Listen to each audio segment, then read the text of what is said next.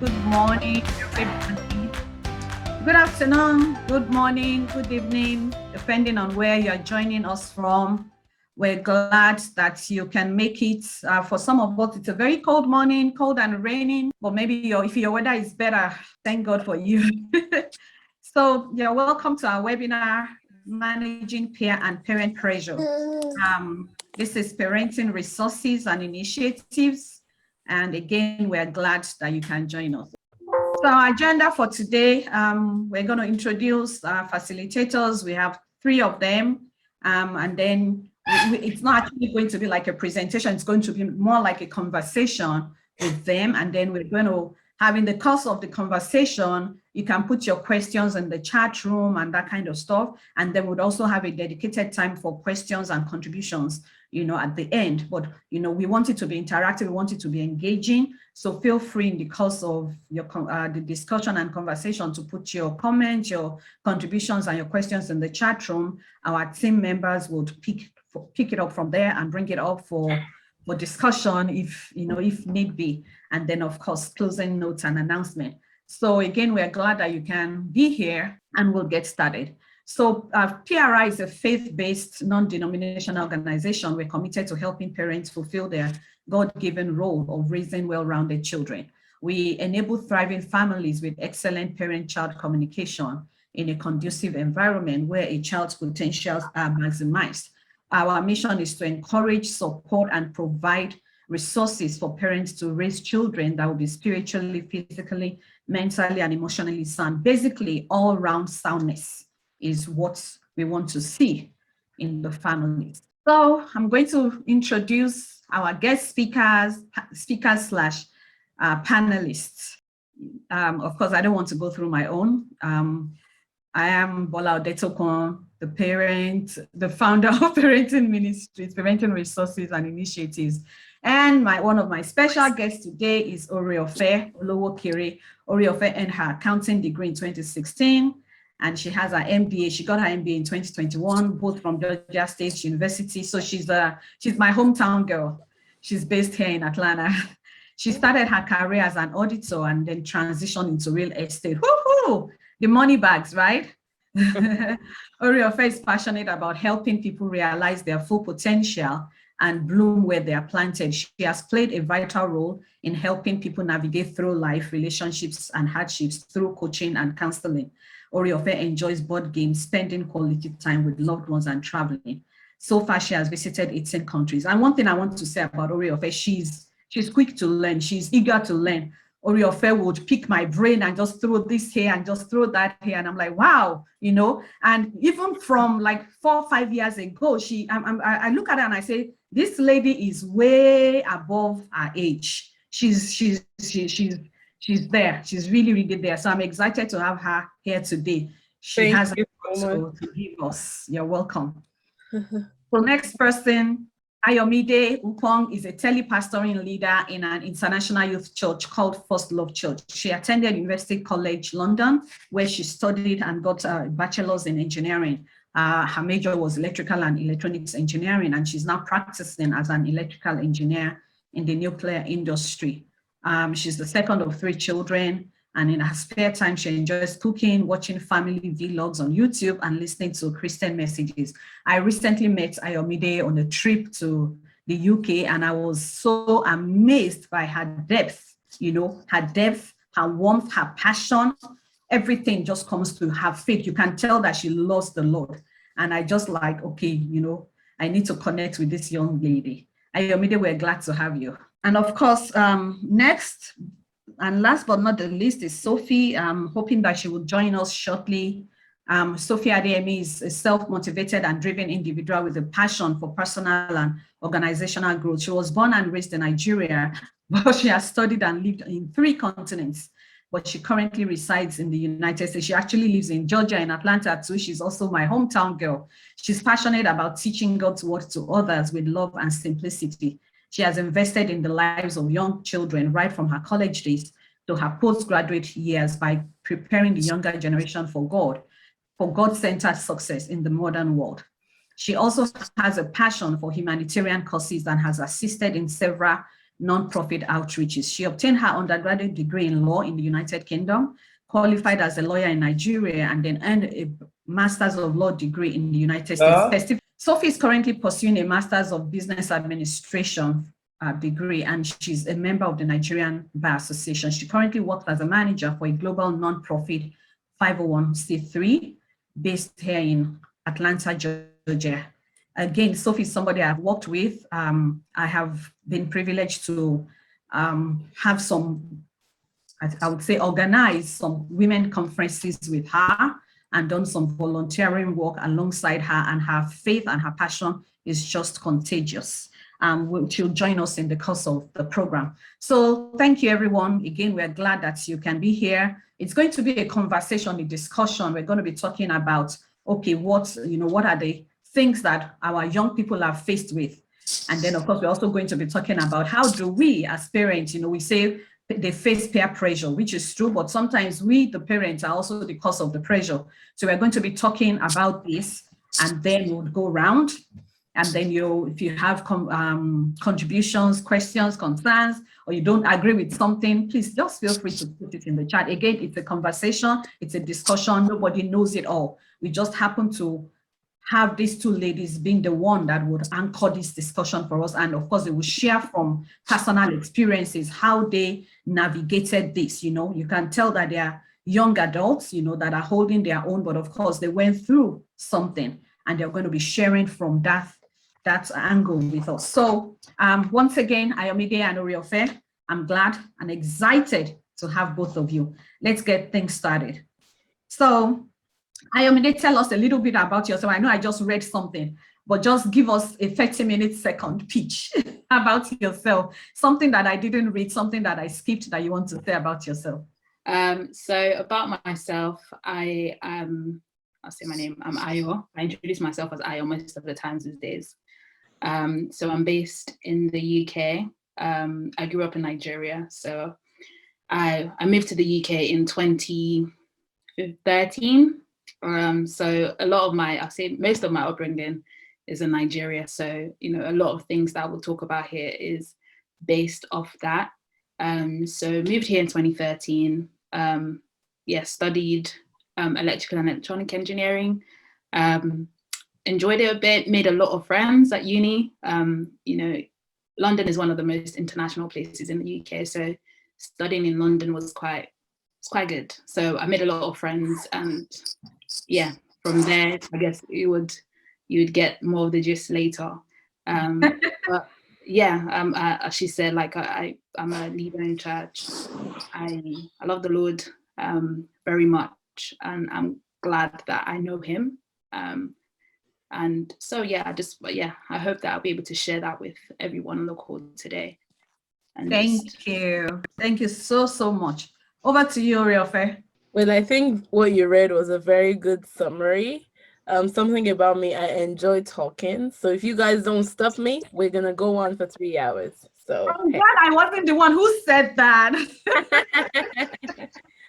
I already had it in my mind that I'm going to have to, balance the time, the ones that are quiet and somebody like Oriole Fair. So you said that, I didn't say that. Okay. That's okay. Very self-aware. But, everybody is not the same. I am a talker myself, so we're fine. We're fine. Go ahead. Oh, okay. Are you done? Okay. Thank you. So next question. So first and foremost, okay, the word pressure. The word pressure means that, when someone or a thing exacts a force on another object, when one object, exacts a force on another object, and that force can be positive or negative. So that's just, of course, general layman. Of course, when you talk in physics, it's something different, I don't want to do physics this morning, but we just know that it's when one object exacts a force, on another object to behave in a different way. Now we're talking about peer pressure. What does peer pressure mean to you? Okay, peer pressure is when, we allow ourselves do things because other people in our circle, in our environment are doing the things, not necessarily because we want to, or because we feel like we don't have an option but to do that. Thank you. Yeah, peer pressure. So for me, that's, I think, as you said, like the word pressure is like a force being exerted from an external source, and this source being peers, so being your mates, your colleagues, your friends, whatever that may be. So you being in a group of people, and because of the certain way they live or they act or they say, because that's not naturally who you are, you kind of want to change or adapt to what they are doing, what they are saying, you know, be part of the cool kids kind of thing. So yeah, it's that pressure that comes from having a group of people being surrounded by you, acting in a different way that you would naturally. So yeah, that's what I would say peer pressure is. Thank you. So normally our general connotation or understanding or maybe explanation of peer pressure is that it is negative. Is there a way in which peer pressure can be positive? Absolutely, I think so. So pressure is definitely good or bad. You need a little pressure to even, in my opinion, move forward in life. If you're just there on your own, it's very easy to get dormant or very easy not to push yourself. So there's good peer pressure, for example, and I'll use an example of other people because I didn't have this particular type. Maybe later on I'll talk about the type that I specifically had. But in secondary school, primary school, maybe the kids who come first 10th in class or first 5 or something, they'll keep trying to outdo the other one. Some of us kids, we like that middle, you know what I'm saying? But you know, so that's good pressure. Hey, I can come first this semester. I can take the awards this term. So that's definitely good pressure. Of course, that can get to become an extreme where, you know, you're not eating, you're not fun. All you're doing is trying to just focus on academic excellence, which is good, but it's not the only important thing in that point in life. So there's definitely good pressure. Spiritually, which is more what I experienced as a pastor's kid through and through. I remember one time we had a boy come to our church and he recited, wait for it, the whole book of Daniel. I was like, who sent this person here? Because as soon as I saw him on stage, I knew what that meant. And what that meant was that my mom was like, come, come, come. If someone's child is doing that, y'all are going to recite the whole book of Revelation or something. And surely enough, she made us memorize the book of John, which was good, you know, so that's kind of good pressure on that because we did it. I don't remember much of it now, except for the beginning. The beginning was a word. But yeah, we memorized like the first few chapters and before it kind of died down. So there is good pressure. Good, good. Yeah. Ayamide? Just to follow on, you know, what she said, like pressure can either go good or bad. It's good if it makes you do good things. If it makes you do bad things, then yeah, it's bad pressure. And you know, like I think if using personal examples, I have a few like colleagues that, you know, do things on the side, do things outside of work, and will kind of challenge me to do more than just my day-to-day. Yes, day-to-day is okay. I'm okay with doing day-to-day, but sometimes you need that extra fun, that extra something different. And I probably would not do that if I didn't have that push or that you know, people talking about it. And I think for me, I think pressure for me has never been someone telling me to do something, because I think I've been that kind of person that's, if I don't want to do it, I don't want to do it. No matter what you say or try to convince me, I'm not going to do it. But when you hear so many people say the same thing over and over and over and over again, you kind of just, it just feels like, okay, I should be doing this kind of thing, even though it's a form of pressure. And those kind of things would help you, like, at least for me, in a good way, made me start looking into other things and like getting involved in like volunteering, and yeah, just living more than just my life, living life for other people as well, rather than just, yeah, I'm Ayamide, I do my thing and I come home, I go to bed, repeat the next day. So yeah, there's definitely good pressure. Most of the time is bad. And I guess it's also subjective, what's good, what's bad. But yeah. Thank you I so have much. something to say, just picking right back off that, and that may go into a later question, but I'll just say it now. You said something about if people keep repeating something and something, Ayomide, and one of my guiding scriptures is in the multitude of counsel, there is safety. So let's kind of think about this in two ways. The average person, whomever they've surrounded themselves with, you're not thinking like those people are foolish. You're probably thinking those people are wise, right? So Yeah. even if you hear something over and over and over again, if it's a bad thing, by the time your whole circle is saying it, it starts sounding like the normal thing, the good thing, Mhm. right? Mhm. So kind of talking about what you said about being subjective. But if it's good, if you genuinely have good people and they're saying the things over and over again, you're seeing that truly in the multitude of counsel, there is safety, there's wisdom in that. And you kind of do what they're saying. So it brings us to, what I'm saying we might discuss later, how your circle can influence you and either give you good pressure or bad pressure. Thank you so much. So my next question then is, okay, we know we have established that there is good as well as bad pressure.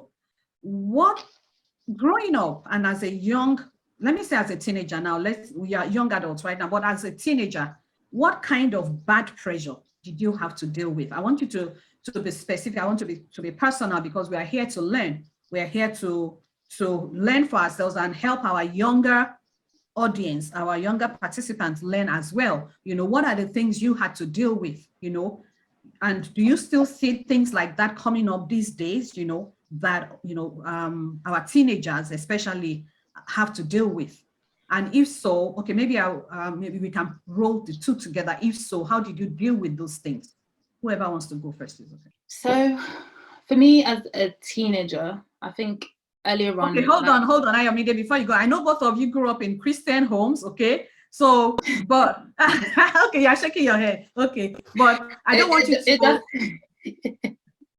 Okay. I feel like Christian home, it doesn't matter. It's all down to you and your own Okay, faith. yeah, Like, that's what I wanted to say, be down to earth, yeah. I think I'm also a pastor's child. So I grew up knowing, oh, this is good, this is bad, this is what the Bible says. But if you don't know it internally, by the time you're faced with like situation in life, like it's just gonna go out of the window. You're like, what am I doing? So I think for me earlier on, because like I said, I grew up in Nigeria, so most of my teenage years are spent in Nigeria. So I kind of had that enclosure of living life in a perfect good way. And I went to boarding school. I went to like Christian boarding school as well. So there was not so much you were exposed to. But then moving here, I moved to the UK when I was 17. So like the latter part of my teenage years. And yeah, there was so much more freedom.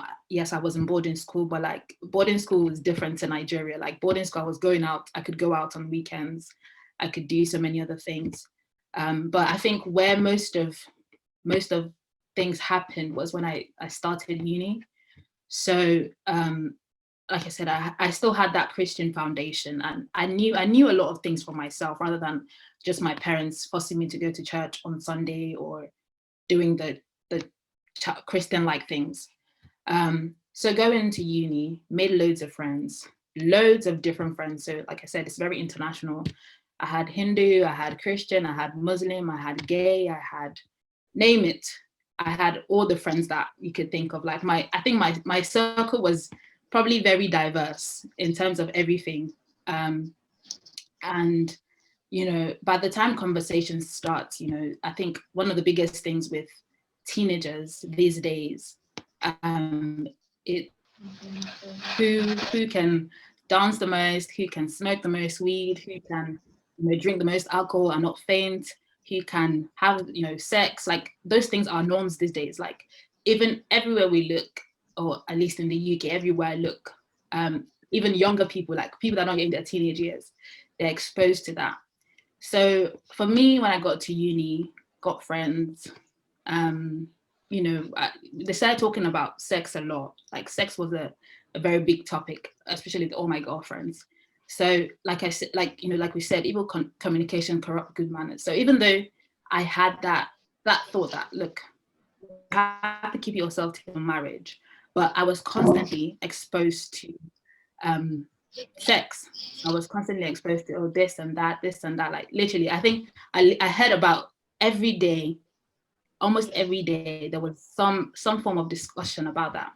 But before I knew it, we're already doing the same thing. We're already talking about it. Like I was no longer the outsider there. And yeah, I'm trying to be as open and as honest as I can be. So, you know, like that's happened 2-3 years down the line. I'm like, what am I doing? Like, where did everything go wrong? And I think it all went wrong the minute like I didn't put God first. And, you know, in a world where we do everything, but what was everything else that's, you know, God has asked us from, like, we hate instead of love, we are immoral instead of being moral, we are proud, we're told to be proud instead of being humble, we're told to lead and to be as bossy as we can be instead of being servants. It just felt like my world was just crumbling. And all I could do was run back to God. Like literally, I think that was my saving grace. I was like, look, I'm tired of this. Like it brings no worth, it brings no joy, it brings no form of peace. Like other parts of my life were okay, but until I turned to him, and I think it's Galatians 5 that talks about all the things of this world, which are immorality, lust of the world, selfishness, what the world is all about. And it says, don't do those things. Rather than doing those things, there are other godly things that you can do. Mm-hmm. And I think that verse was like, it then struck me like, look, the reason why you're not asked to, you're told not to have sex is not just for safety purpose. It's not just for, you know, virgins are the best things in the world. But it's actually because it honors God, it honors you as a person, and it also honors God because you're God's child, you're God's temple, as the Bible says. Mm-hmm. So why are you dishonoring the one thing that's most important to you, that should be the most important thing to you, that gives you the life you have every day? And I think that was the turning point, you know, starting to seek help. So starting to have conversations with good people and, you know, going back to church, surrounding myself with young people that believe in the same thing that I believe in. So that I think that was where the turnaround was. And yeah, like we go back to the thing, like your circle matters, who you're talking to, who's speaking to you, who's speaking life into you matters, because that's what would affect that's what will affect your life, really. So yeah, I think that's my story. Excellent. I really, really like what you said. And I thank you for being out there, you know. And one thing that she said, you know, surrounding yourself with people who share your values, having the right circle around you. Oriole Fair, take it away. Wow, Ayamide, that's a good one. That's tough to top that. Although we're not in any competition, you know. For me, which I know you want us to be open, I am open. I'm not saying I'm a saint, but I don't have certain struggles in life. And it comes down, and one of those is peer pressure. I've never, from primary school to this point in my life, in my friend groups, I have even more so of I don't like to say that way because some of my friends are on this thing, but I have a very strong personality, right? So I'm usually the pressurer, if there is anything like that. So I'm not very pressured by people. So I'm going to talk to why that's the case, right? So I don't really have any big story because there's nothing significantly horrible that I did when I was a child. The biggest thing I got in trouble for when I was in high school here in America was that during 12th grade, I don't know if there's senioritis when nobody wants to go to school anymore, and we only start going to classes when we have exams. So that happened, and I had my driver's permit. I could drive because I'd been learning to drive since I was 15. So at this point, I was 17.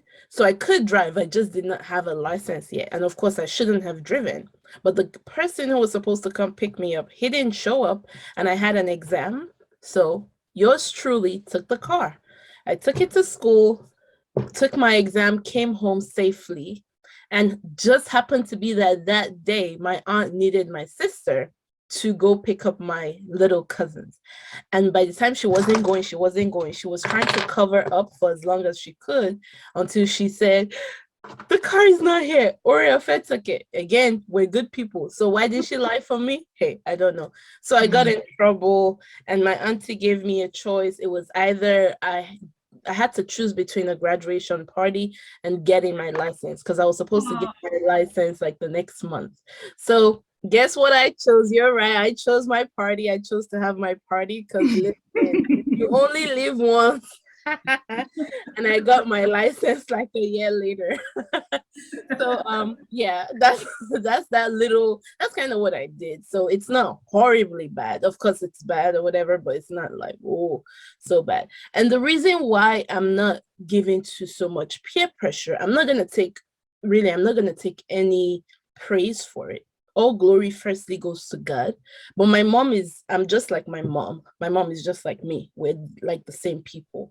We have very strong personalities, and that's who raised me. So it's someone who is, imagine me now as an older, more seasoned person. We're literally the same. And now she's godly as well. So I got raised, and they did something very good for us. And my parents didn't just say, hey, Jesus is the way, full stop.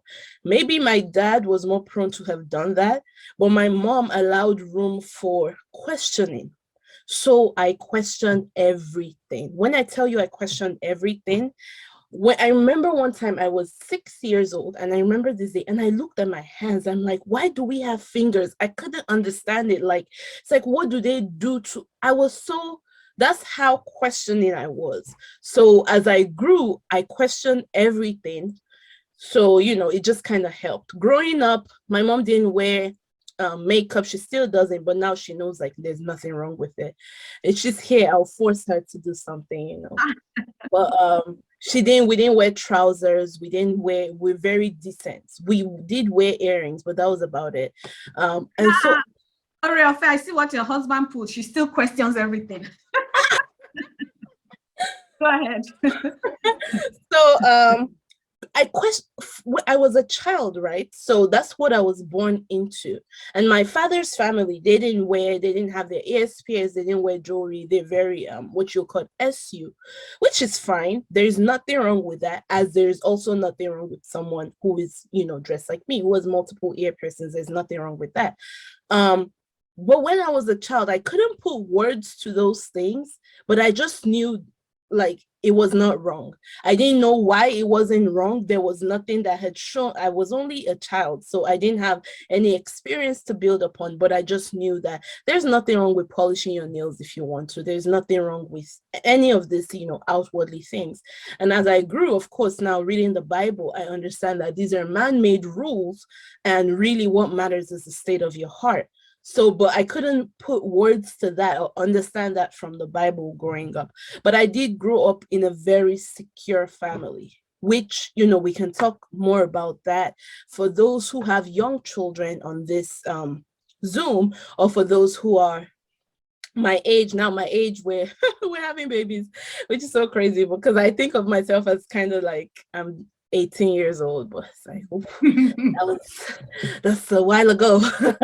But one thing that's very important for a child is giving them options, giving them some choices. It really kind of helps to build the child. And it's five of us, my siblings and I, we're mostly good, but maybe there's one that I know that does something that, we don't really like, and that would fall under something that came from peer pressure. So not like, and we had the same parenting. So it's not all about parenting. It's not all about one thing. It comes down to the individual and your pursuit with Christ. So for me, I have always pursued Christ. I have always desired. Another big conflict in my mind happened when I was 11. I was like, how did God come out of nothing? Like that thing blew my mind. I'm like, how can there be nothing and then boom, God? Like, so what, and that answer is still not answered, but I just have faith that God is God.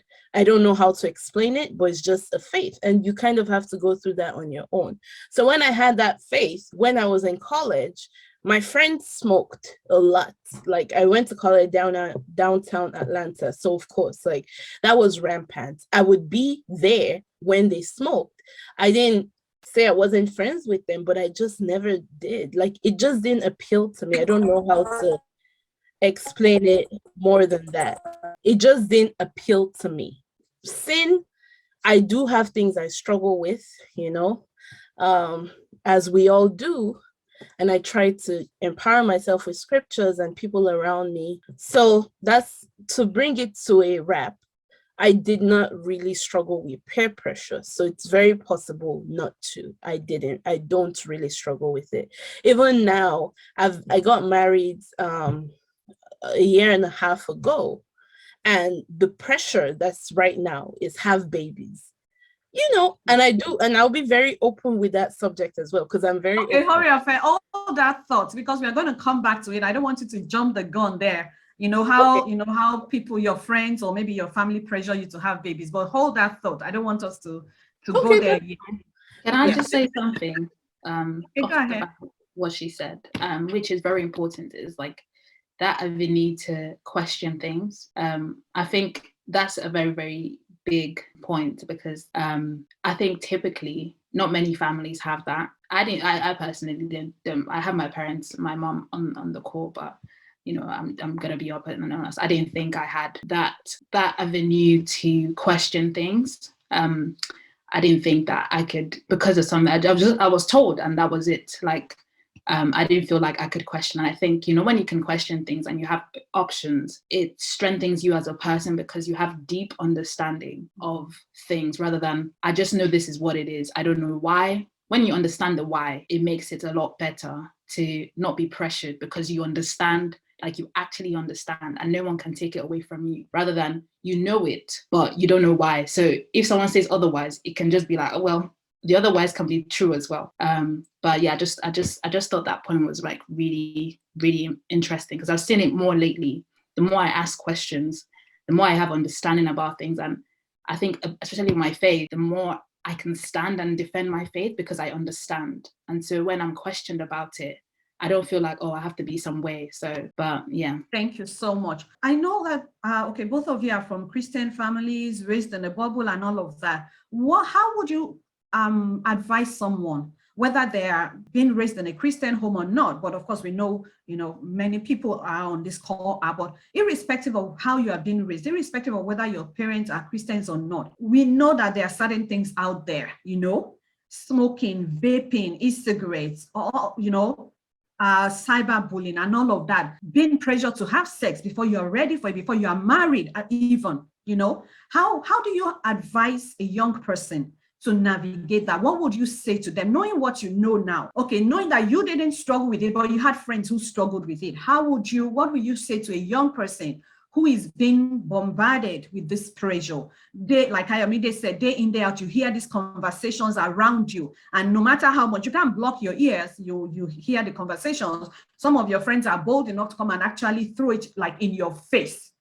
What would you say to them? How would you encourage them? How would you advise them to hold their own and stick with what they believe in? So for me, the foundation is Christ, but we'll kind of put that to the side. Be deliberate. It's in secondary school, in primary school, it's actually boring to have the good friends, if you know what I mean. For whatever reason, the naughty people, they're more attractive to people. I think that's a human phenomenon. I think that's almost a natural thing. Yeah. Yeah, it's like if you're good, you're just boring. You don't even get into any trouble, blah, blah, blah. So even though that's attractive in that moment, or maybe as girls, the group where they have all the guys' attention on them, that's usually a more attractive friend group to belong into than, a boring group. You don't necessarily need to be in a boring group, right?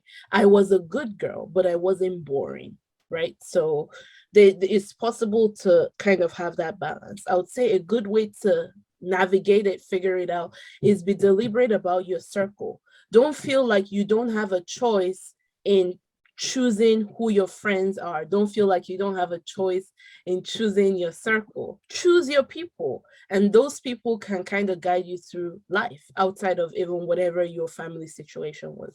So I would say choose your people deliberately.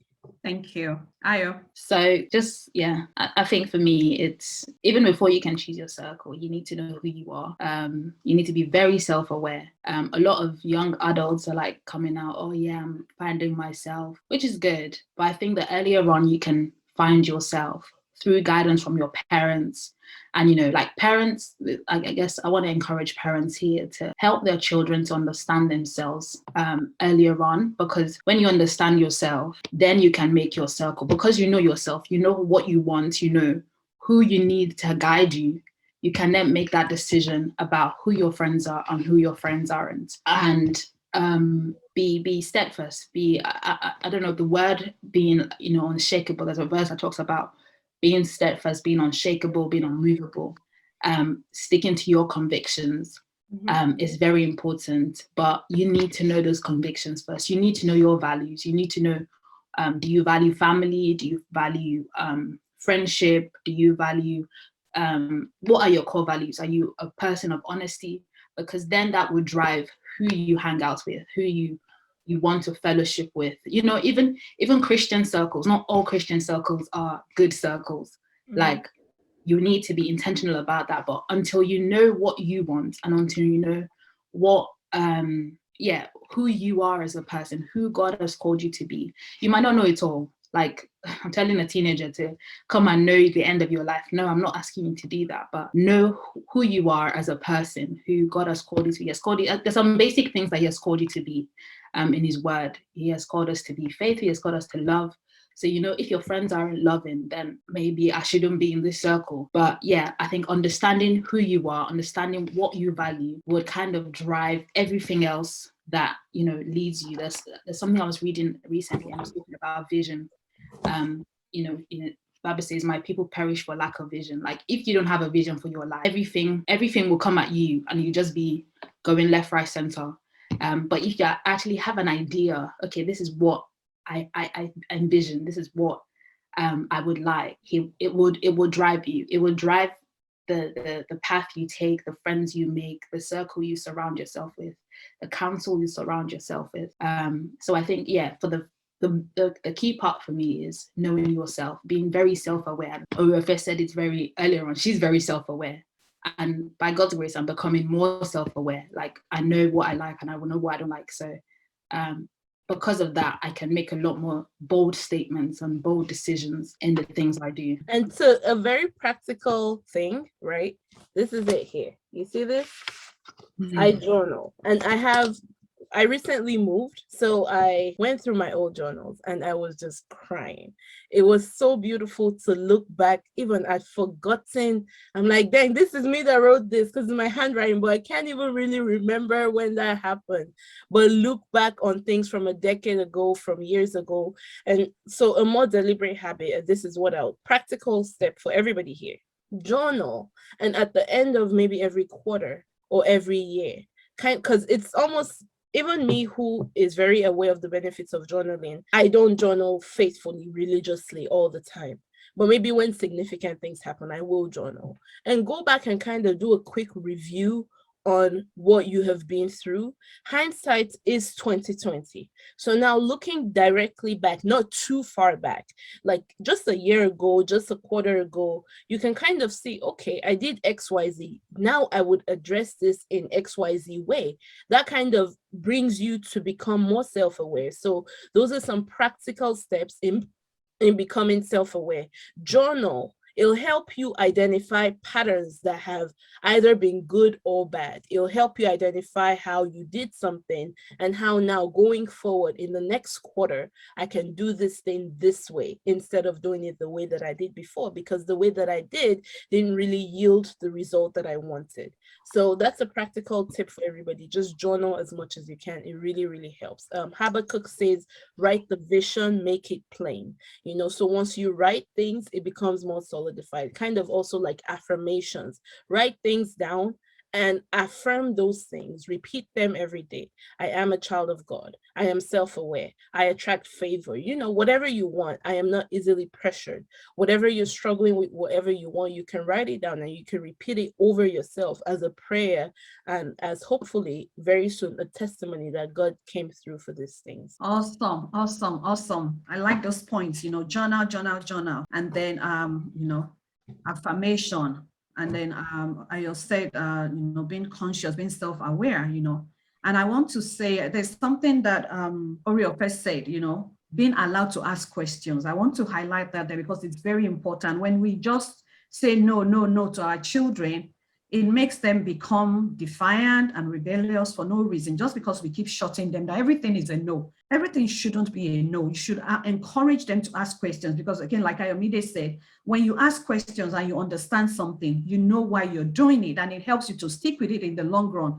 But if what you have done as a parent is coerce them, then the moment they get an opportunity, they want to go a separate way just to throw it at you, like, okay, at least now I can do what I want to do. And that will not really bring the right, the right consequences. So as parents, we want to encourage our children to ask questions. If they ask about smoking, sit down and have a conversation with them about that. If they ask about vaping, if they ask about alcohol, don't just shut them down. Tell them why it's not good. And I always start from the place of health and then go into the scriptures. Because I'm like, there's a reason why they on the TV, when they advertise, the government makes them put those disclaimers there. If the government, tells them to put disclaimers there, so the government from a moral standpoint, from a health standpoint, knows that it is not good. Now, let's go into the word. What does the Bible say about it? So parents, I hope you're taking some points away. Whatever you have been doing with your child that is not working, I think we're getting some points here. Let's encourage them to ask questions and let's give them options. In the course of having conversations with them, they would see reason. Does that mean they would follow exactly? Maybe not, but at least you would have given them the right background. You'll have given them the right options. You'll have given them the right, the foundation to whatever you're asking them to do, and not just box them in a corner, So that's what I would say. Okay, so let's move on. The next question is, okay, like I think you have actually answered it, how you had navigated and how your faith helped you. So now you are, of course, you are both young adults, you are out of college and all of that.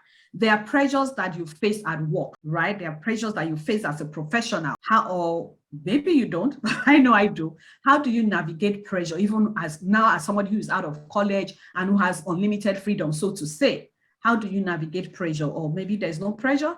I'll start from, I just started working. So this is my second year in my career. I think earlier on, the pressure for me was to be out there. That's what you're told again and again, be out there. And naturally, I'm not out there. I am very... Okay, hold on. When you say be out there, what does that mean? Like, make yourself known. Like, let the bosses know you, let the CEO go for networking, go for everything, just be there. And yeah, like I said, I'm not naturally be there. There are people that, I don't know if you guys know about temperaments, but there are different temperaments and there are different personalities that thrive well in different scenarios. I am a phlegmatic, which is I am very laid back, and I like to take my time to do things. And I guess that's why pressure is good for me, because if it was left down to me, I'm not going to do anything.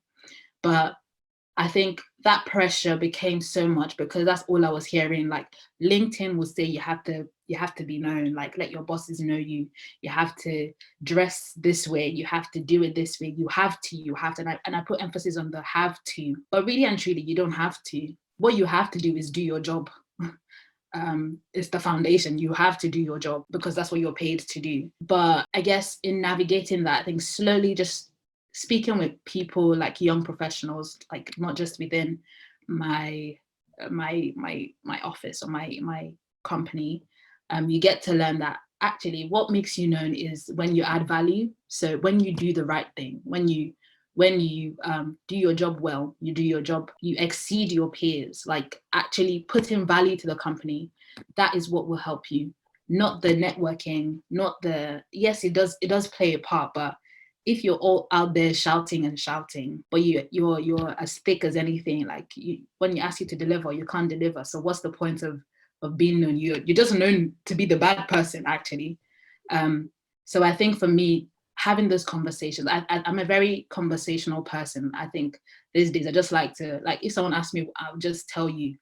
And then, you know, getting that advice that, look, just add value to your team. Let your team know that you're good. Like, literally, my managers can call me, okay, do this project, which is not like my day to day.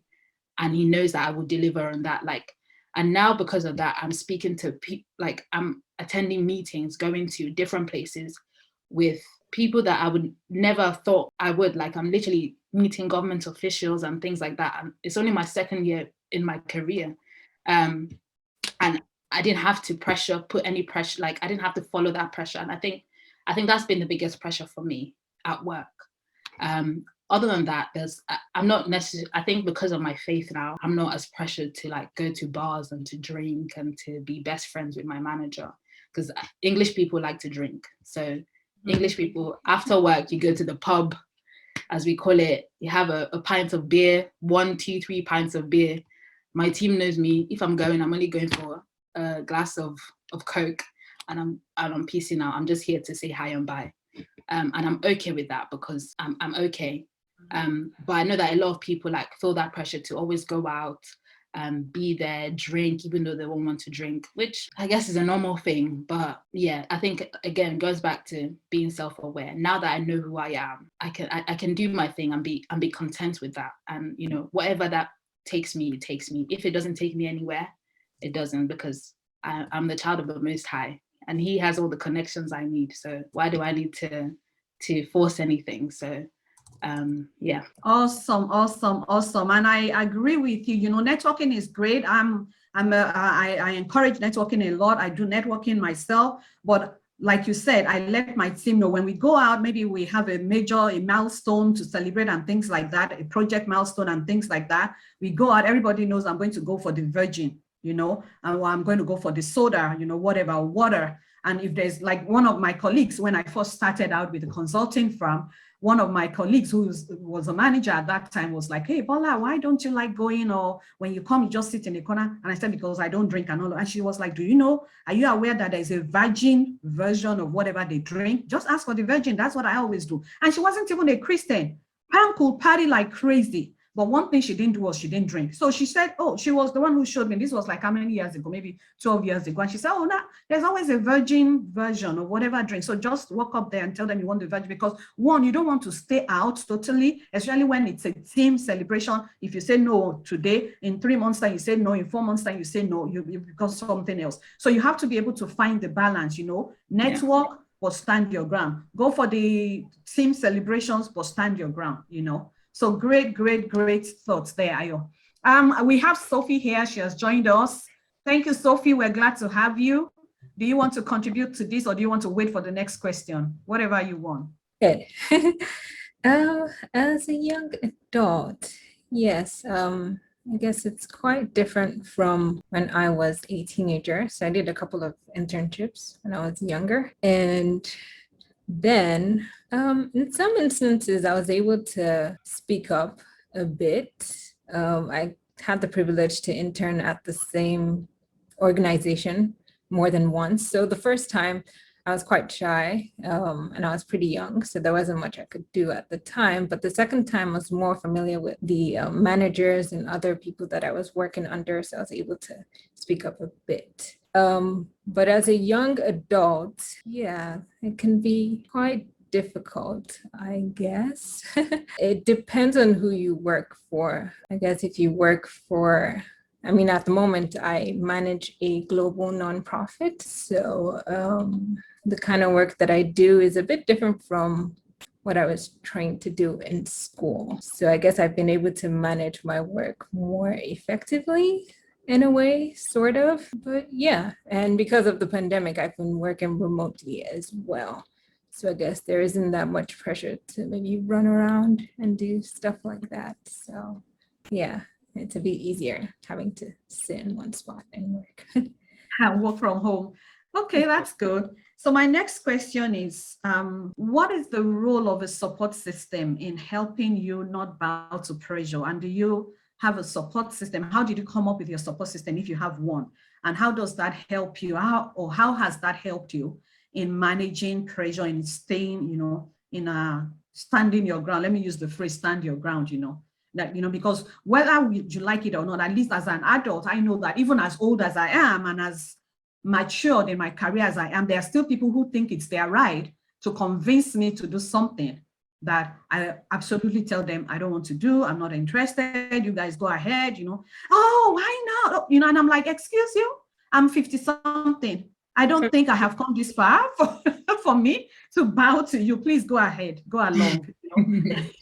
So, but sometimes you have not earned that. Like they say, you haven't paid your dues, and some people still they think they have the right to pressure you. How do you deal with that? How has your support system helped you? I like what you said about not having paid your dues, right? So if you're in any space, there definitely are dues to pay, right? You have to have certain certifications, certain, letters behind your name or whatever, as they say, not just physically, but like you have to have done something. You can't just come into a new organization and like stand. What are you standing on? What are you standing on? You have to go in and understand the terrain, understand the things you need to equip yourself to make you a voice that, has some ground to it. They should be able to say, hey, Oriole Fair, we saw that you did this audit and you did it so well. So now we can really allow you speak on this next audit, but you can't go into the first one and, try to speak. There isn't too much to really say there. And I was saying for the last question, and it ties back into this, understanding your temperament is very important. And I put in the chat a recommendation for all to read if you have not. It's Spirit's Control Temperament by Tim LaHaye. That's really good book. So Ayamide says she's phlegmatic. I am. If you know, shout it. Of course, I'm a sanguine, which I feel like is the best. But hey, we're not hating. You're all welcome. All you, what's the one that melancholy? Oh Lord, Jesus. But understand your temperament, and when you understand your temperament, you understand when you see and understand all of them, such that when you see certain traits in someone, you can kind of point that to, hey, this is not really their fault. But what I love about this book, Spirit Control Temperament, it just doesn't say, hey, Oriole Fair, you're a sanguine and you're loud and you're fun, but you also could annoy people. It tells you how to use one of the fruit of the Spirit to offset the natural inborn weakness of your personality, which I love, because at the end of the day, the fruit of the Spirit, all 9 of them, that's the solution to every issue you have, really. If you think about it, it's the solution to all personality issue and all of that. So as a sanguine, there's never really going to be a time that I'm going to become so quiet and all of that. And I had to grow into that. The reason why that book even came into my preview years ago, I had to pray. I'm like, God, make me a little quiet. I was just tired of being so loud. I don't know how to explain it, but I was like, why do I always have to talk? Like, and my voice is loud. I don't even know how to whisper. I'm like, as a woman, as a girl, shouldn't I be able to like whisper or then talk to my boyfriends? Like, hi, I couldn't, like, I'm shouting, like I'm always loud. That's how I talk, and I had to read that to really understand that, well, that's how God made me. We can't all go around, everybody can't go around and be loud. That would be too much. And I only like to have just a few friends like me, maybe 1 out of 20. I don't really like people like I love me, but I don't want me all around me. That's everywhere. Right, so I need some of the phlegmatics and cholerics, and I need all of that. I need a balance. So that's a good place to start, so that you can know who you are, again back to that self-awareness, and know who you want to attract, and then plant yourself in the person you want to attract. Kind of plant yourself in their way. If you're not even bold enough to I ask my friends, I'd be like, do you want to be my friend? That's how I have half of my friends up till today. I just asked them, do you want to be my friend? So in creating that circle, that system, I do have a support system. As you go on in life, from this Zoom call, if you find someone here, if one of the things one of us are saying really resonates with you, you can find a way to connect with us and kind of just build that. Now, on the flip side, in your circle, you cannot just be a taker. Nobody likes a taker because takers drain people. So Absolutely. it has to be mutually beneficial. For the younger audience who may not understand what a taker is, please break that down. Give them an example of what a taker would be. So a taker, right, is like, if I only reached out to Auntie Bola, please, Ejo, I really need $100. Like, I'm just broke. The next time, Auntie Bola, please, I need a ride here. Next time, Auntie Bola, please, can you advise me on this situation? And never in that time have I found the time to go visit Auntie Bola. Hey, I'm really good at cooking. Do you have rice? Do you have tomatoes? I can make you jollof rice. You know, offer. Everybody has something they can offer. Every single person. So no matter how docile you feel like you are or how not out there, you have something to offer. I think the mistake we make is that we think that everything that's offerable has to be either money or, you know, something like that. No, think about the non-financial things that you can offer. You can offer time, you can offer friendship. There's so many things you can offer to people. So when you do find a support system, try to balance it out.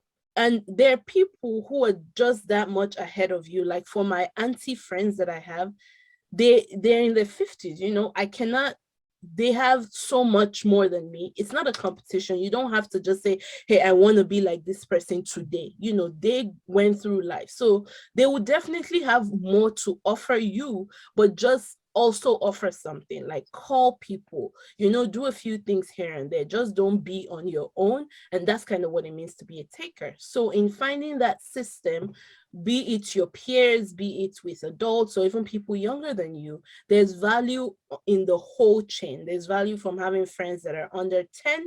Yes, there's value from having, you know, friends that are over 60. There's value in the whole chain. So just find that value, find what you need, and find people that, you know, you can rely on. And I'll say on the flip side, as you're finding older people that you can lean on for support, find younger people that you can lift up to as well. You know, we rise by lifting others. So as someone is taking you to the next level, don't go alone. That's boring. You know, take someone with you. Pick someone from, you know, your Sundays. I don't know, they're kids everywhere. They're teenagers. I find them. So, you know, you can find them, pick them and loop them on and let them grow with you. Awesome. Does anybody want to add to that? Sophie, Ayo?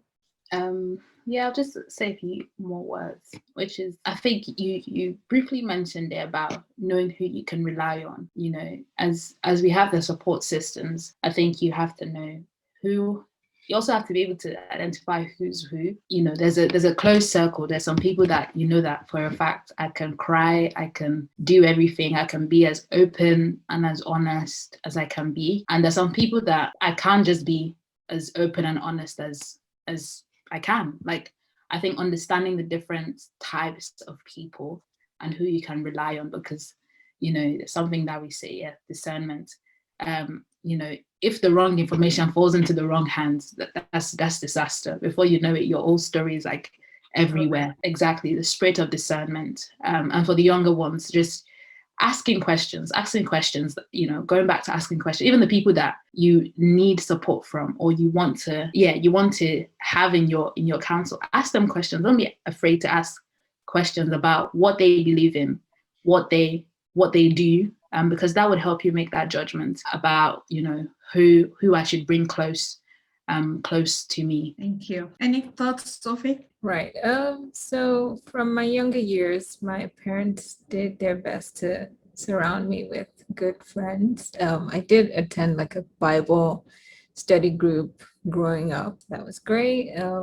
And even I went to school in England for a bit, so I did surround myself with people who went to church, and I developed a good support system from that. People that encouraged me not only personally, but with schoolwork as well. With work, well, I work for a very small team, but they are supportive all the same, and we've been working remotely, and of course we have different functions. It's been good. Okay, thank you. So we're going to flip the coin here. We're going to go to the other part. Some of it we have already touched upon, like, okay, is there anything like parent pressure? What do we understand by parent pressure? Do my parents pressure me? In what ways do they pressure me? Or in what ways did they pressure me? And do they still pressure me now? The floor is open. Parent pressure. How did you experience that? On this topic, I don't have much to say.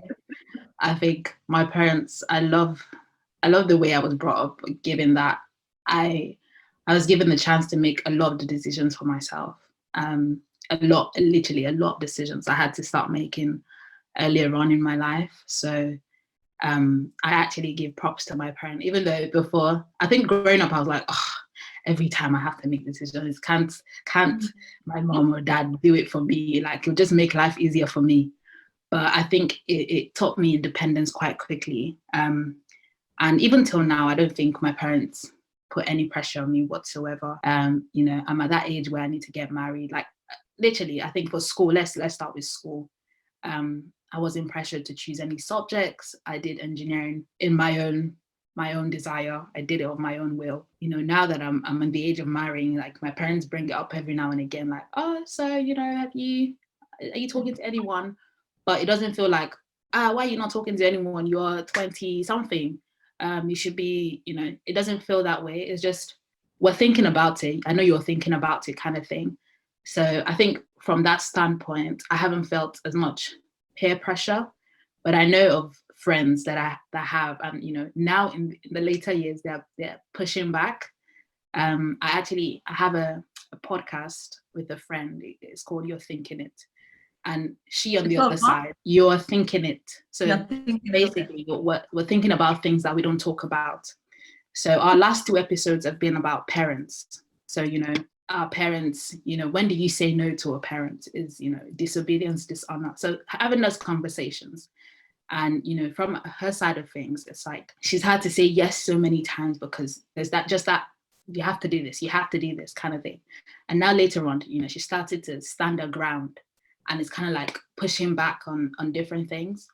So it's interesting to hear a side of the story, and having a completely different side. So I think, for me, I don't have that experience personally, but I've seen other people go through it, and sometimes it's not really nice. Defining it a bit. Parent pressure is essentially how, we've kind of talked about how us young people have pressure from our peers. So parents have pressure from their peers. And really, it starts even when the child is a baby. And you're like, oh, your child is walking at 10 months. And this one's like, oh, my child is 14 months, but he's not walking yet. And some of that is good. You do have to have general growth measures that you're gauging your child against, but of course all of those come with warning that each child is different, and some of these are indicators of other things that may not have been diagnosed yet. So it is important to an extent, but there's pressure from what other people are doing with their children versus what you're doing. And as parenting shifts into a more enlightened generation, it goes into things like, oh, your child is in piano class, and, I kind of have to put my child there, even if that parent may not be able to afford it. So it starts like that. And I feel like when the parents, at the stage where the child is very small, and of course the parents have to make the decisions for the child, if they put themselves under so much pressure, now as the child grows up, the parent kind of naturally expects that to continue. So, hey, if I ensured against, beyond reasonable doubt that I gave you XYZ, now I need you to ensure that you get this grade in class. There's good parent pressure as well, because we kind of addressed that earlier. So if you leave a child now, if my nephews are left alone, they will never pick up a book. They will only pick up the remote. So you do, as parents, there's a need to come in and control that. He just turned 5 last week. My 4-year-old, he was 4 at the time. My nephew told his mom, it was Independence Day in Nigeria, and they were supposed to wear native to school. And the mom said, oh, you have to wear native. He said, no, I don't want to wear Baba clothes. I don't want to wear Baba clothes. When all of that was done, he says, his mom says, your teacher said you should wear this. And he says to his mom, Mommy, I want to make my own decisions at the age of 4. I'm like, oh Lord, the kids of this time, like, they're different. They came here different. They came here they're different. So, of course, like, you can't just say no, you can't make your decisions, because at the age of 4, if they're already asking that, imagine what the 8-year-olds are asking, imagine what the teenagers are asking today. So you do again have to explain to them why. And my sister did. She said God gave you parents to be able to help you make certain decisions when you're little kid, and when you grow old, when you're 18, you'll be able to make. That's how she told it to him, and he learned that. So it's one of those things. There's a balance to it. You, as parents, you do need to put good pressure. Hey, you can memorize the scripture. Hey, you can do better than this in math. It's not that difficult to get it. And not in terms of comparing. Maybe let's remove that language. Don't say, hey, Ayamide's son did this, so you have to do this. Some of us grew up with that. So it's time to reverse that script. And so with our parents, sometimes it's like, oh, if XYZ's daughter is doing this, XYZ's son is doing this, I expect you to do that. And that's what we mean by parent pressure. And a way to just manage it for the parents, understand that your parenting, you gave the best that you could at the time. Everything that happened from yesterday and earlier is gone. You cannot change it. So what you have control of is from today forward. So don't beat yourself up for mistakes you made. If it hurts you that much, you can talk to that with your child. Hey, I did this with you. I realize now that wasn't the best way, and I apologize for that. That doesn't make you a weak parent. That actually makes you a parent that we respect even more. Wow, mom owned up to her faults even without us calling her out, So parents, everything we talked about earlier for our generation, it's good for parents as well. That's my age and, parents of children my age now. So it's just good, ultimately. Journal, take stock of what you've done and go back on it, reflect on it, see where you've made a mistake and make amends. Oh, wow. Thank you so much. I want to point out something that you said, like parents, if you know you made a mistake with your child, own up. I've had this conversation with my son where he would say, oh, Mommy, why did you do that? Why did you not let me do that? You're letting my sister do it now. And I think this has come up a couple of times, actually. So, and what I told him in each time was that, one, you are my first child, so you are my experimental child.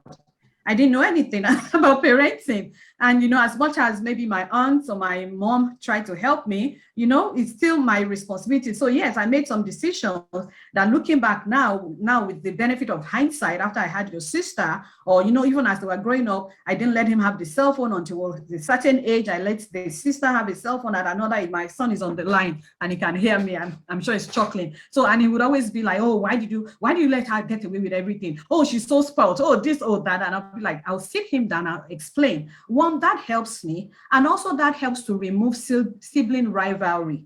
Because if you are not careful, if they keep onto those thoughts, it may affect them later on in life. So parents, if you are here and hearing this, you've done something with one child and it's wrong, please own up. Own up. There's nothing wrong with apologizing to your child. African parents, especially, I know there are other nationalities here, but African parents, especially, we think that never, why would I apologize to my child? There's nothing wrong. If you know that you did something, you made some decisions because you didn't know better. Like they say, if you know better, you will do better. So if you did something with a child and now, that child is not happy about it, please apologize and promise you'll do better. Or maybe it's even because you're doing better now and the first child now feels like, oh, I didn't have those privileges. Let them know. One, either because, like one time I told myself, was because we didn't have money at that time. Sorry. Number two, at that time, I didn't know any better, and then I didn't know how to manage, a cell phone and all of that. So I didn't want you to have it way too young, when I wasn't going to be able to control it or control what happened there, So let's be honest about it. Let's, own whatever it is, Thank you so much. So I think Oriole Fair has already started this conversation. What would you say to parents about pressuring kids? And specifically, I want to talk about pressuring kids about career. Like they say, the typical African parent wants their child to study accounting or law or engineering. And when we were talking, I remember I said to the three of them, it's funny because Oriole Fair is an accountant, Ayamide is an engineer, Sophie is a lawyer. And I'm like, okay, so maybe it worked well with your parents, but I'm pretty sure, I know your parents, I'm sure they didn't pressurize you to take, to study those courses, but some of us do.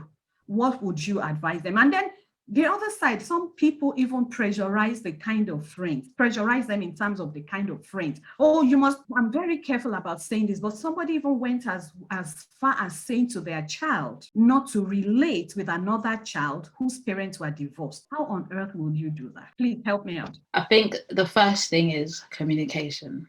In any relationship, communication is key. Like, you need to talk. You need to talk to your children. I think that is one thing that I think the present generation is learning. I've had the privilege to watch my sister like raise her child, and one thing she does, which I really appreciate, is the fact that she tries to talk to him. He's 3, he doesn't understand anything, but she talks. She's like, you can't do this because of X, Y, and Z. You can't take this because of X, Y, and Z, which is really important, because I think, if you're making a decision for let's say an 18-year-old, you're like, no, you can't. Like, okay, let's even take the example you use, like, don't talk to a person because their parents are divorced. Like, why shouldn't, like, there may be a genuine reason why you don't want them to talk to that particular person, but you've not communicated why. And because of that, it generates resentment, because there's no understanding between that.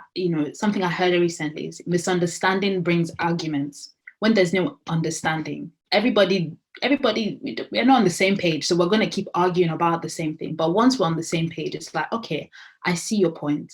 This is where I'm coming from. Then we can come to a conclusion, a general conclusion.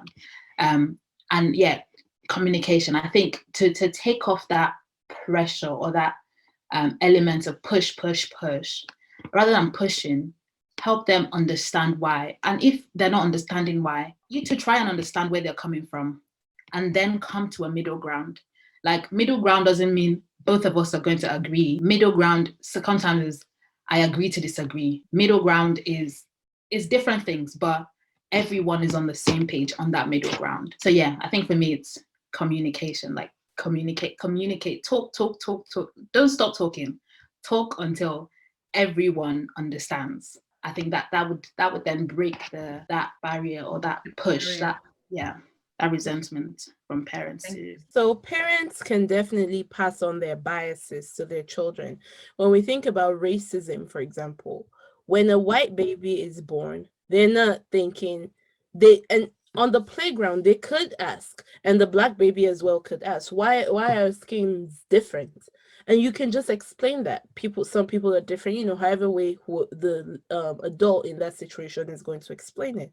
But when we inbuild to our children that something is wrong with another person, another peer, especially because of a situation that they did not cause, that's problematic, right? And the world today is actually, maybe in the next 50 years, I don't know the type of combinations we'll start having. We're going to have very different children. Someone was telling me now it's almost become abnormal to say you're from a single family, a household with mommy and daddy who are married and are together. That's almost now an anomaly, right? What is more, it's more common now to have, stepdaughter. That's so common today. And it is what it is. Guess what is happening? Homosexuals are adopting children. So now it's gonna get real common for people who our kids are playing with to have 2 moms or 2 dads. Is going to be very common. So we have to allow our children, like, we have to teach them about things even earlier than we think, because they're seeing this. Literally, some kids in kindergarten now, in preschool, they have 2 dads. So they're already talking. If maybe my child should say to them, hey, my mom and dad, oh, they're like my moms. And then the child will be like, what do you mean your moms? That's producing, and I don't want to say talk about it in the sexual light, but just kind of set the expectation that a family unit of mommy, daddy, children is beginning to look very different in this world of Jesus is coming soon. And that's the truth. So we kind of have to figure out ways to address this. Thankfully, there's so many resources now. Can we talk about resources? This is a resource here, PRI, and there are thousands, millions of resources on social media, on YouTube, Instagram, everywhere. So you can use social media to your advantage, you know? As far as it comes to forcing a child to study something, that is so, you know, long ago. We don't need to be doing that. At the end of the day, if it's for your child to be able to make a good living, guess what? Every degree, there's someone there making a good living. Absolutely. You don't even have to, I don't believe that everybody has to go to university. You know, I have my master's as well, but there's so many paths to success, like so many. So if that's the goal, be very open-minded and realize that there's so many paths to success. However, what is needed is guidance. I don't think it's maybe right to just allow the child, like, just go, just make you're 18, go, move out. No. There is room for guidance, but guide them along their thoughts. Like, first hear them speak and then kind of guide them along what they're saying. Don't have a child and have, I know it's almost natural to have a goal for your child or a vision for your child, but as that child starts to come into their own person, it's important to, you know, just guide them along the right lines, but not necessarily force them. And if we're doing the right foundational work in building trust, in building a strong bond between parents and child, that child should, at this point where you're now discussing careers, that child should be able to come to mom or dad or both of you, and you can actually have a very open conversation that will help the child in making that decision. There should be that openness. So that's what I would say. And I would just encourage parents to utilize resources. There's so many resources. Don't try to tell your child, don't be friends with this type of child. That's prejudice, and that's not morally right, and that's not spiritually right either. It's okay for your friends to be friends with all types of people. I mean, for your children to be friends with all types of people. What is important is, so long as they know who they are in Christ and as a person, those friendships will not pull them one way or the other. You know, the Bible says it, train up a child in the way they should go, and when they're old, they would not depart from it. So I might be friends with someone who has two moms, or now I might be friends with one of the two moms, but that doesn't mean, you know, I think that is right, or that doesn't mean that's a lifestyle I would emulate. So it's okay to have those, but of course, you know, have your guidelines around them. Awesome. Thank you so much, Oriole Fair. Sophie, do you want to add something to that? Yes. So yeah, growing up, my parents didn't say, oh, you have to study this or that. I wasn't quite sure what I wanted to study at first. From a young age, I thought I'd be into the sciences, and then I figured out that that wasn't really my thing, but it was obvious that they were willing to support whatever path I was going to take. So when I decided to study law, they were like, okay.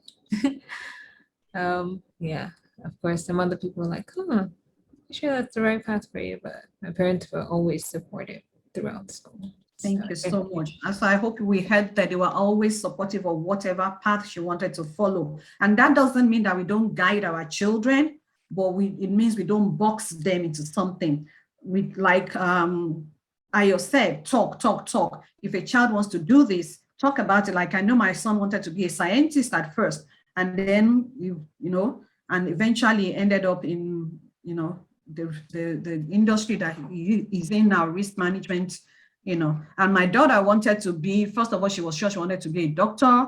Then she wanted to be an entertainment lawyer. She was very precise. She wanted to be an entertainment lawyer. And before I knew it, she wanted to do engineering, and today she's pursuing that. So the important thing is, let's continue to support them. Let's have the conversation. Okay, you want to do this? Why do you want to do this? Do you think, you know, and then give them opportunities to understand what that profession is, so that maybe that would help them in clarifying, okay, maybe I don't want to do that after all, you know, but let's not box them.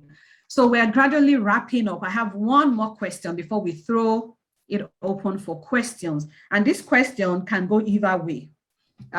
You can answer it, and I would also like people in the audience to answer it.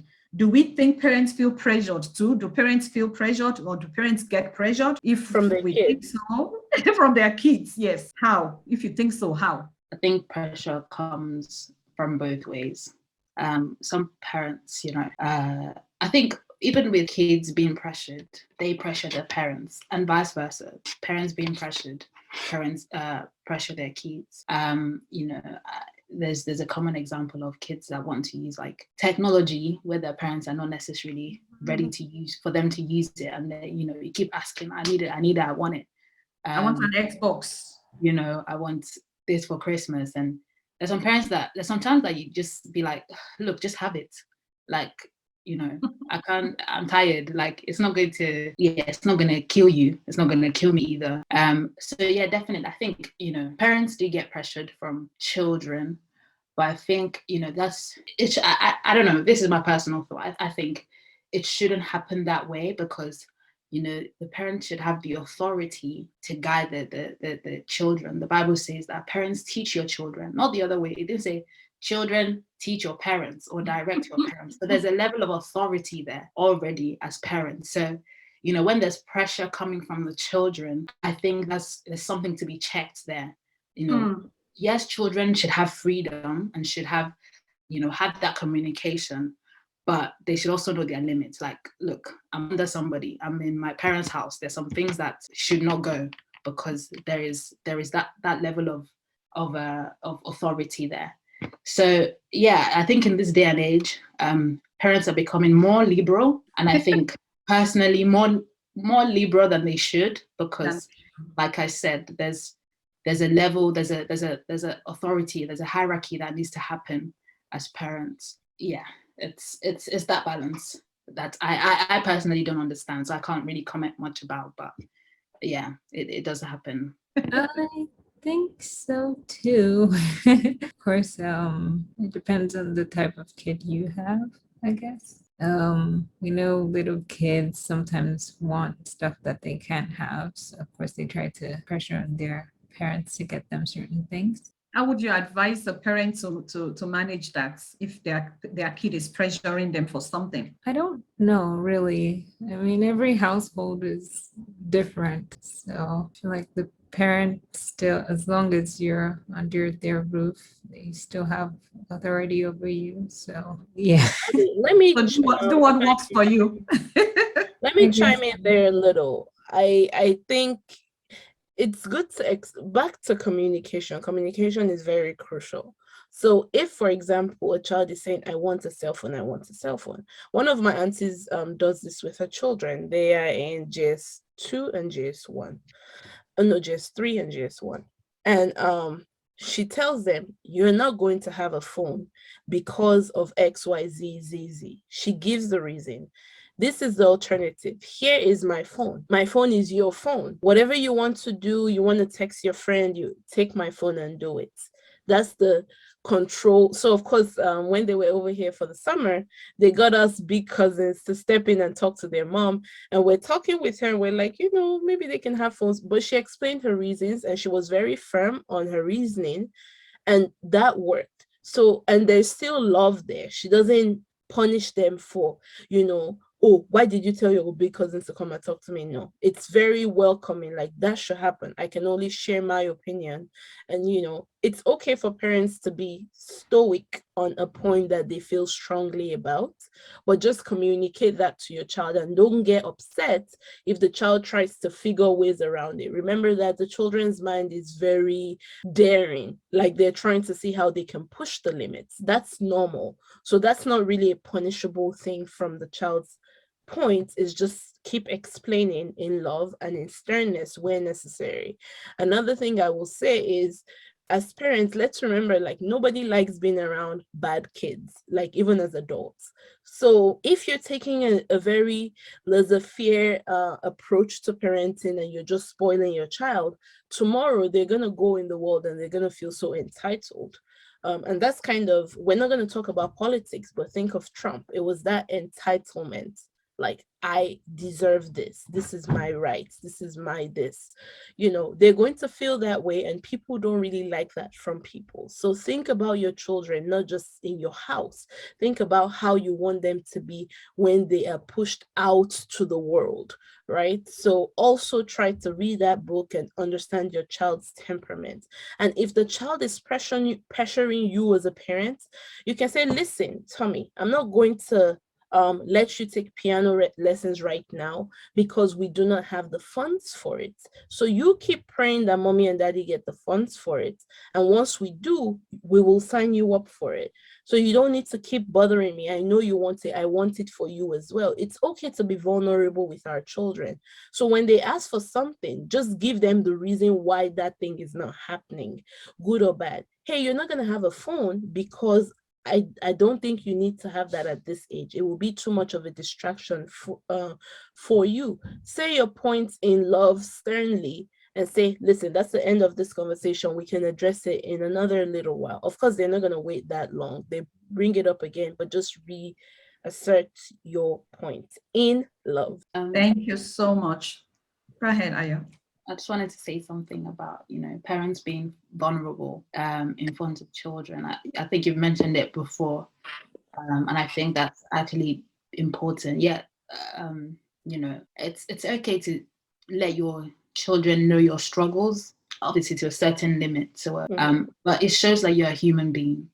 It shows that you're you've been like them before, and it helps us to understand as well, because sometimes parents want to be superheroes, and you can always count on me, and that is absolutely true. But sometimes it's good to show the other side that, look, I can be weak, but that doesn't make me any less of a good parent than I am. That doesn't make me any of a silly person that I am. Like, people go through things, we go through things. Like, if you don't have money, it's okay to say, I actually don't have money, and I'm working at it to give you the best. And I think that helps the child to actually love you more, because now they understand, they see a different side of you. They see that you're not just being mean for being mean. Like, you're being mean because things are happening. And I've seen, I hear stories where parents have been vulnerable to their children, which actually helps their children to do more, to try to attain more, to provide more, to be there more, emotionally, physically, rather than being rebellious. Because the truth always sets us free. The Bible says, like, truth sets you free. That's being as a parent, being as a child. The truth will set you free. Truth will set your relationships free. Yeah, I think that's a really good point, that it's okay to be vulnerable every now and again, and show them that you're a human being and life happens. Awesome. I have something to contribute, please. Please go ahead. Okay, so I wanted to mention 2 instances where I think parents have had like a negative pressure on, children have had a negative pressure on their children. And real quickly, one of them is when, as they're growing up, things like sleepovers, and it's one of the ways where you might be friends with the parents, the other family the child wants to sleep over with, but it's not always appropriate to let your children sleep in somebody else's home. So there are certain ages where when the child asks, the parents needs to be firm, but they might also have doubts about it, and permit the child to go have a sleepover without actually feeling sound or having peace about it. And it turns out to be something else. A recent example, I was watching Dateline, and a 14-year-old girl, I believe she was from Michigan. Her mom had allowed her to go on a trip to Atlanta with a group of friends. And it turns out she was molested, like raped 3 times. And she has herpes as a result of that encounter, and it's something that let me just stop right there so we can all marinate on it, because it's very much, you are placed in a position to be parent over your children for a reason, and so to be able to, if it's tough or difficult, look at weigh out the consequences and realize, am I going to be okay? Or what future would I present my child if I take them to a sleepover? Or I really have to go to a date night with my spouse, or whatever the situation is, and I'm sending a child to a sleepover. What is the consequence? Is it worth me going on these movies with my girlfriends, date night, or whatever, or allowing the child to have a sleepover and have these adverse reactions if you're not, you haven't done your homework of raising the child the way that even if I'm not present, they're okay with where I'm taking them. I believe the next reason, the next example I would like to present is, having a pet in the home. So here in America, like a dog is all cute and everything. However, when a child wants a pet, it's obvious the child cannot take care of a pet. I have this single mom friend whose children encourage her, we want a pet, goes ahead, brings the dog into the home, and the child cannot walk the dog, the child cannot cater for the pet. So you're introducing another responsibility into the home when you are not capable, so you have to really know when it's good pressure and when it's bad pressure as parents. And I can list a million other great examples that children have pressured their parents, but we have to understand, bottom line is we are parents for a reason.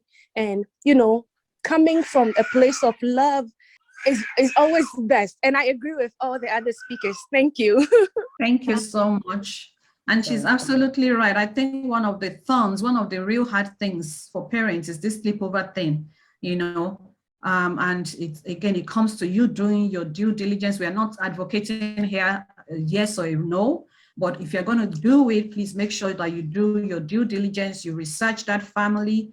I remember a particular situation when my daughter was in middle school and they were going to celebrate somebody's birthday. It's quite a drive from our house. They were going to finish late. And the mother said to me, and I always have this conversation with my kids. I want to talk to that mother. I want to, that kind of a thing. So the mother said to me, I have a son, but he's going to be away for the weekend because these are all girls. I've already made arrangements. He's going to be away for the weekend. And she went through everything. And I really, really appreciate her thinking that ahead, that the boy is not going to be in the home at all. And at the end of it, we both decided that if it was not going to be too late for me, I would still love to come and pick my daughter. And she was okay with that.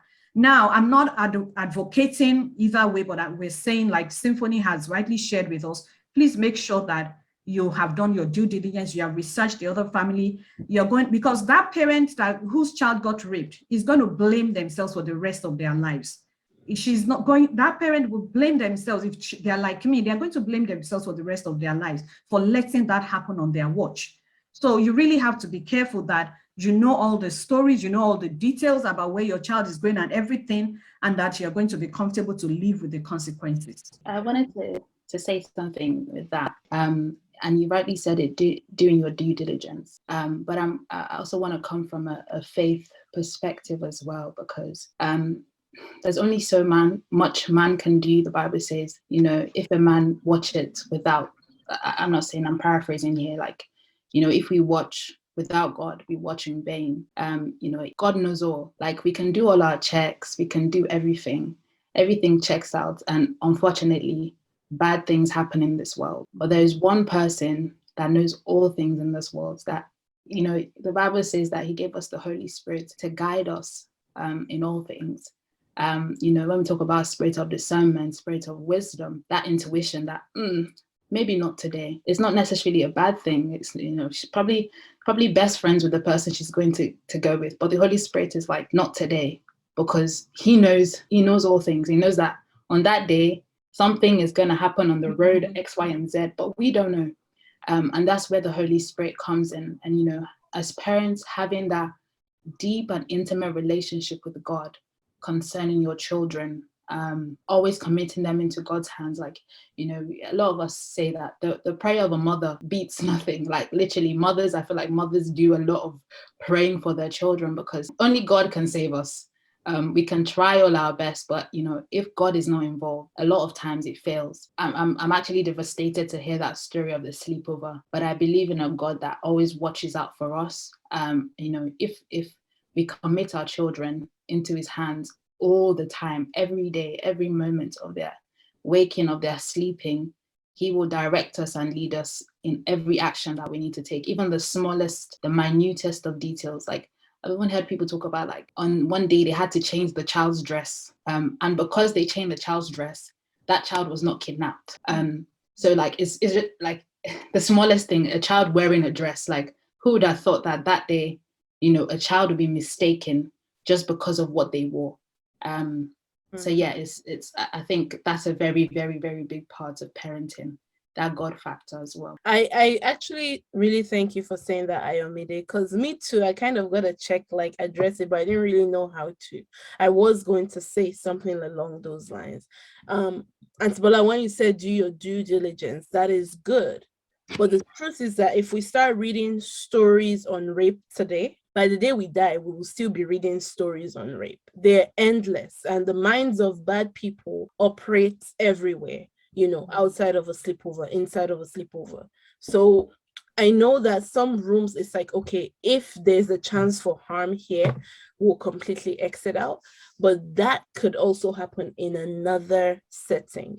It's not just limited to that. And that sleepover could have been one where they end up talking about Christ. We can't just rule out maybe the good in weighing what we think is obviously bad. I'm not, like you said, I'm not pro or anti sleepovers, just also giving another perspective to this. And this is with all things. If we allow certain biases that we see affect us, they can really affect us, you know. At the end of the day, God protects, and like Ayomide said, we really, really have to pray and do our best to protect our family. But of course, there's a huge reliance on God. Thank you so much. So we're going to throw the floor open for questions, contributions. Thank you, Symphony, for your contribution. So any more questions or contributions? Hi, there is no hand to raise, but I have a contribution, and then hopefully y'all can chime in. And so the topic and the discussion today is one that was had yesterday, 10 years ago, 100 years ago. And it's a conversation that will be had forever. And I think you guys did a skillful job at touching on all the high notes and all the bumps in the road. And I appreciate that. Thank you very much. I do have one comment, and I would be remiss if I didn't share it though. In our discussion of parenting, what we didn't touch on was the body of marriage, or man-woman as parents. Occasionally, man and woman are not living together as man and wife. But in my experience, and in all the literature I have read, and from all the stories I have heard, the one thing that always does the trick to bring up your kids well is when man and wife, or man and woman, husband and wife, share their contentions in private, deliberate over the options, and show a united front. The kids, to the extent that it is physically possible, should not see mom and dad tentative or arguing over what they believe to be good for them. It doesn't help in the immediate term, and it often leads to the kids trying to, they play the parents against each other, which then causes poor decision-making to be made by the parents themselves, and the kids to have their way, and then to learn lessons they may not have had to learn. That's my experience. And I was wondering what your thoughts are on that. Thank you. Okay. I'll say real quick, I did not see my parents argue until I was 17 years old. So I definitely agree with what you're saying in like that strong front. And now that I'm much older, I see that my mom is a sanguine, my dad is melancholic. I do see that, and I see them argue more now, which is funny to me every time they look like roommates to me, now that we're all grown and everything. But yes, I agree with what you said, Mr. Mensah, because that did help. I grew up thinking like mom and dad will always say the same thing, you know? And I remember even when my dad was not ready to say no, he'll say, go ask your mom, you know, that kind of thing. And vice versa, really. So I do agree with that. But what do we do in situations where mom and dad don't have that maturity to do that, which is actually that's more common than mom and dad being on the same page. So we're trying, I guess kind of a balance is putting some power into the child's hands today. Unfortunately, not growing up in a joint front home does negatively impact you, but you don't need to allow that negative impact go on forever. There's freedom in Christ. There's freedom in releasing yourself from all that, negative energy if you grew up around that. But this is an encouragement to couples, and it's the same. I'm very young in my marriage. We don't have kids yet, but I do tell my husband, like, we need to learn how to argue sensibly today, so that tomorrow when we do have kids, we're not doing that in front of them. So I do agree with that, and I pray for God's grace with all the parents on here as we do that. But I agree 100% behind that, because my parents protected us from seeing those arguments. But now when I grew up, I realized they were arguing. They were just doing it at night inside their bedroom. Inside their bedroom. Great contribution, Oriole Fair. Great contribution. And you're right, Mr. Mensah, I absolutely agree with you. The best environment to raise your child is when parents are in unity and in agreement. But of course, that's the ideal. We know that we live in a world that's far from being ideal. So, but when we are not in unity, it negatively impacts our children. It can even limit how far they go in life, especially if they don't, if they are not strong enough to pave their own way, or if there's no other, like God is merciful and would often put other people in their support system around them to make up for what they don't get from their parents. I've seen that.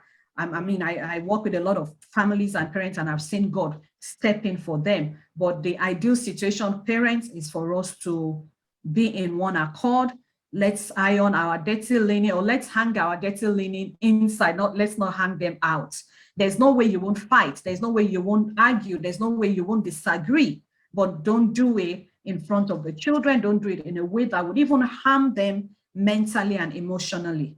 Great question and great point, Oriole Fair. I was just going to say something with regards to parents not living together. I think whether they're not living together, there's something called co-parenting, and, having that discussion about this, like, decisions. So, like, even though it's obvious that they're not together and they're probably arguing and they're not the best of friends, but, if a child is asking for a phone and goes to dad and dad says no, dad talking to mom and say, look, he wants a phone, it's probably going to come to you. This is my stand on it. And mom should be ready to be like, no, because we're still parents together. So even though, physically we're not together as one, but we're still communicating so that this child can understand how life works. So yeah, like, even though there's a separation, I think parents should also still consider the children and should be willing enough to communicate on, like, situations like that. Like I said to somebody, if you don't want to be, you may not be a good spouse right now for some reasons, but please continue to be a good parent. Be a good parent. Let your consideration for your child's welfare, supersede whatever ill feelings that you have towards your spouse, because some stuff does happen. When stuff happens and you can't stay together or you cannot be civil with one another, please let your concern and your love for your child help you to be civil with the other person, at least not to go all out, just because you want to prove a point or you want to prove that you're right. Parents, may God help us. I have a question. So, and a few young adults have said this to me, and as recent as 2 Sundays ago, my Sunday school kids, well, they're not kids, many of them, they're high schoolers, and I think about 5 college students. Well, they took me up on this and they said, why is it that parents don't want us to date? They don't want, like, it was a boy who asked this question. They don't want to see any girl near you. You dare not, they will kill you. But as soon as you're out of college, they start asking you, when do you want to get married? Where is the girl? And he says, isn't this hypocritical? Why are you guys? And now I'm the representative of parents to them. So he goes, why are you guys doing like that? Why are you guys so hypocritical? Why are you guys behaving like that? Why are you putting that kind of pressure on us? When to start with, you're not going to even let us talk to the girls. Where are we supposed to find the girl immediately after college that is ready to marry you? Over to you. I don't know. I don't want Sophie, Ayo, Oriole Fair, I don't want you to be in a box about this. I don't want you to think you have to answer. You don't have to answer. I would actually prefer one of the parents to answer because they're the culprits. But if you want to say something, say something. But I don't want to put you on the spot. Parents, speak up. Why do you do that? Let me take an answer back to my youth class. I would actually love to hear an answer for that. Uh-huh. All right. Any parents in the house, don't make me call somebody. I have a lot of friends here. I will just call your name now. Call them out. Call them out. I should call them out. It's very okay. All right. I think for parents also, they're kind of, many of us live life, not because we thought deeply about it, but because that's expectation. You're expected to monitor your kids. You're expected to be protective. The world will blame you for failures that are not yours. Your child is not doing it. It's the parents' fault. I mean, I read something and I went ballistic that Jesus. There's this child in school who was crying because they didn't know then that there was a scorpion in her shoes. Oh. So she was crying from home. But the parents said, she didn't want to go to school. They took her to school. And then she continued to cry in school. Oh. And it took a really long while, after hours, and then the teacher wondered why. But she kept moving her leg. She was 4-year-old. And then finally they removed the shoe and found the scorpion.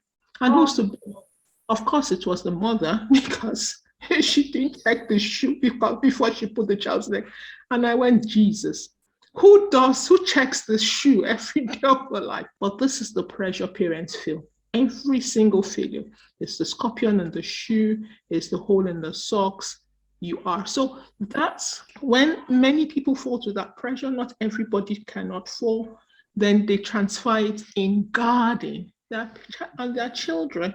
Okay, including when you have a 35-year-old child that is not married, you are blamed for it. You're not blamed for it. You are the witch, and you're not spared. So when you blame and protect the child, not married, and when they become adults and it's time to marry, you're facing the fresh pressure. The child is out of school, is 10 years, she's not married. You are a witch, you know that. By which you can go to friends' marriages because they don't want you to, transfer the spells on their own, and then you become, an outcast because you've been gossiped about. So that those pressures people face, and I'm not asking you to be transferred, but one of the things I ask people to understand when we feel this way is two things: that you're not failing is grace. Take it for that. That you seemingly know to do it is grace. There's nothing special. And that secondly, if you understand the Bell's curve, for many people that might have done science, the exceptional people are always few. The majority, the 95%, are the majority and the crowd. So if people are behaving like the crowd, it's a normal phenomenon. The extra people, and even the extra is not 5%, it's actually 2.5%, because it's the 2.5 that is good and the 2.5 that is bad.